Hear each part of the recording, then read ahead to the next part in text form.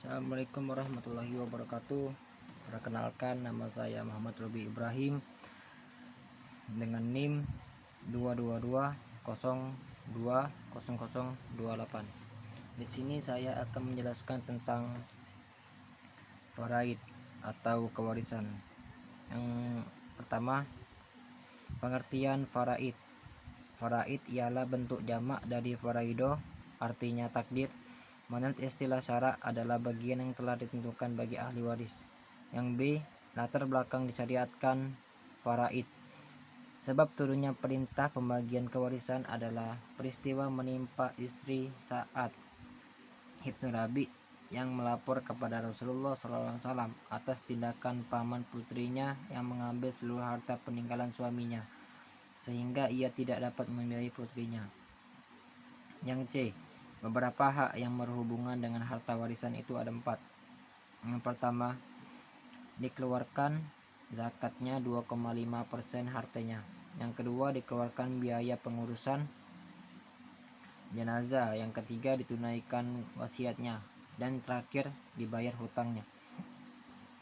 Yang pertama, dikeluarkan zakatnya 2,5% hartanya. Harta warisan berupa properti tidak dikenakan pajak jika bukan untuk diperdagangkan. Tetapi jika properti disewakan, maka hasil penyewaannya dikenakan zakat jika telah mencapai nisab, baik secara terpisah atau digabungkan dengan uang dan barang dagangan yang lain miliknya.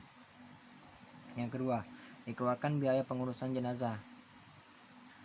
Mengeluarkan biaya untuk pengurusan si mayat atau disebut tajhizul jenazah. Yang dimaksud dengan tajhizul jenazah mulai dari pengurusan biaya sakit, memandikan, mengkafani, mensolatkan, dan terakhir menguburkan. Dan yang ketiga, ditunaikan wasiatnya. Menurut pandangan Islam, wasiat tidak sekedar menyangkut masalah harta benda. Di dalam Al-Quran, Allah Subhanahu wa Ta'ala sendiri telah mengingatkan agar orang-orang beriman senantiasa berwasiat dalam kebajikan dan kesabaran. Dan yang keempat, dibayar hutangnya. Berhubungan melunasi hutang dilakukan oleh orang yang berhutang sendiri. Orang lain tidak berkewajiban melunasi hutang si mayat. Untuk itu keluarga berkewajiban sebatas pada melaksanakan pembayaran hutang. Selanjutnya, ada beberapa syarat sah dalam berwasiat. Yang pertama, orang yang diberi wasiat haruslah seorang muslim dan berakal sehat. Dan kedua, orang yang berwasiat juga mesti berakal sehat dan memiliki harta yang akan diwasiatkan.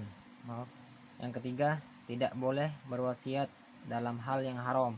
Misalnya meminta agar sebagian hartanya diberikan kepada gereja atau dipergunakan untuk membiayai kegiatan maksiat.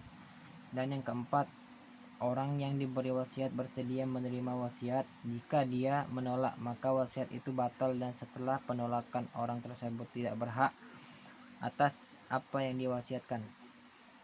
Yang D, sebab-sebab mewarisi. Itu ada 4. Yang pertama, perkawinan. Yang kedua, kekerabatan. Yang ketiga, wala. Dan yang keempat, hubungan Islam. Yang pertama itu perkawinan.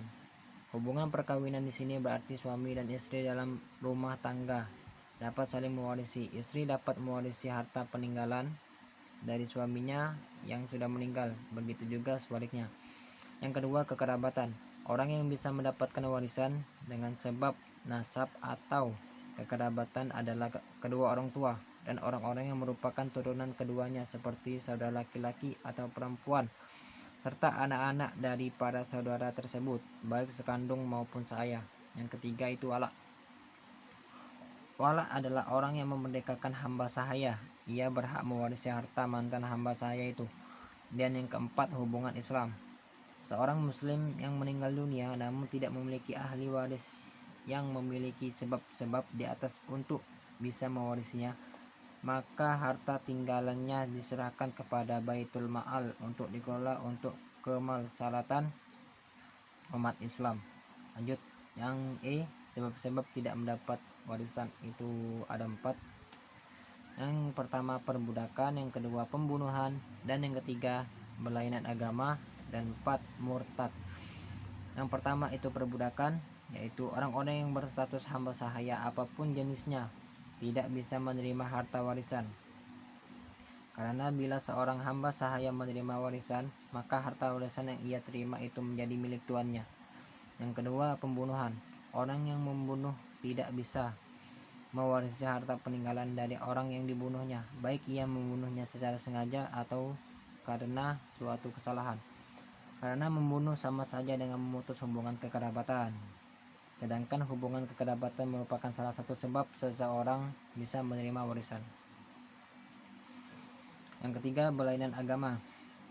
Orang yang beragama non-muslim tidak bisa mendapatkan harta warisan dari keluarganya yang meninggal.